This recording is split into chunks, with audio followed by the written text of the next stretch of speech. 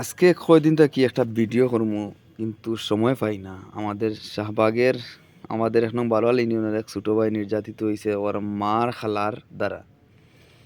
দুনিয়া কোন পর্যায়ে গেছে, নিজ এলাকাতে এরকম ঘটনা হইব আমরা কোনো সময় ভাবতে পারছি না আমাদের এলাকার।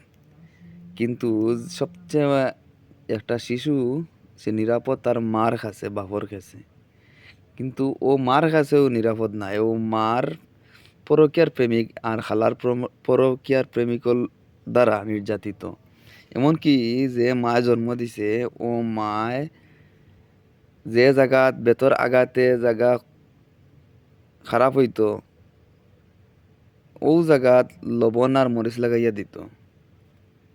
কত বিক্ষত জায়গাত লবণ আর মরিচ লাগাইয়া দিত। কতটুকু নিষ্ঠুর হইলে এরকম ঘটনা করতে পারে। আর ও এলাকার মানুষ এখনো মহিলারে যে গণদুলাই দেন না বা গণদুলাই দিছে না।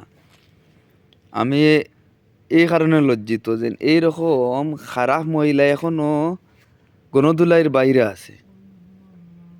ভাবতে অবাক লাগে যে আমাদের এলাকায় এইরকম নারী আছে।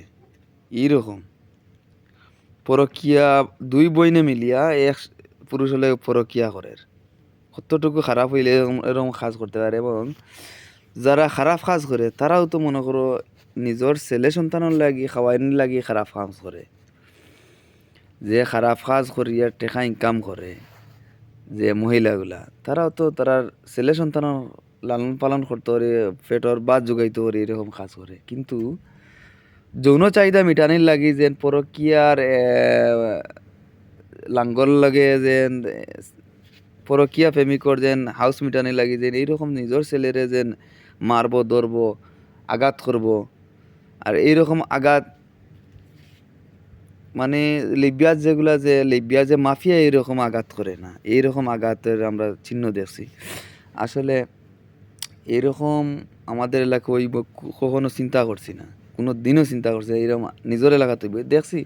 ঢাকার বাইরা বা নন সিলেট এগুলা মানে সিলেটের বাইরা এগুলা কাহিনী হইতো অনেক সময় দেখছি ভিডিওত। কিন্তু আমার এলাকাতে এইরকম কোনো দিন ভাবছি না। সর্বোপরি আমি এই কথা বলতে চাই যে এই মহিলা আর যে মহিলার বোন তারা দুইটারে আনিয়া শাস্তির দ্বারপ্রান্তে খাড়া করা হোক। প্রথম দোষী হইল গিয়ে দুই মহিলা, মা আর মার তার খালা।